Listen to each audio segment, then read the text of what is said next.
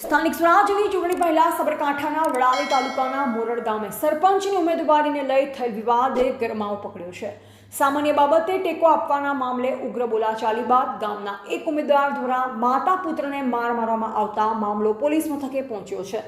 પીડિત માતા પુત્રે વડાલી પોલીસ મથકે લેખિત રજૂઆત કરી ન્યાયની ગુહાર લગાવી છે।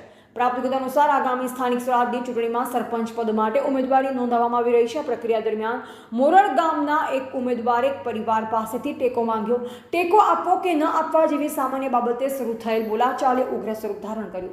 આ દરમિયાન ગામના ઉમેદવાર દ્વારા માતા અને પુત્રને માર મારવામાં આવ્યો હોવાનો આક્ષેપ પીડિત પરિવારે કર્યો છે। ઘટના બાદ ભયભીત બનેલ માતા પુત્રએ તાત્કાલિક વડાલી પોલીસ મથકે પહોંચી સમગ્ર ઘટનાક્રમ વર્ણવી લેખિત ફરિયાદ આપી।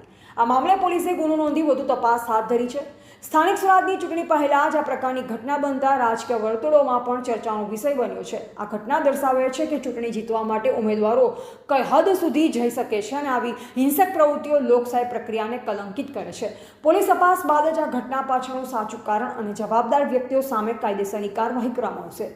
એવા રાજકમલસિંહ પરમાર, ભારતની અસ્મિતા, સાબરકાંઠા।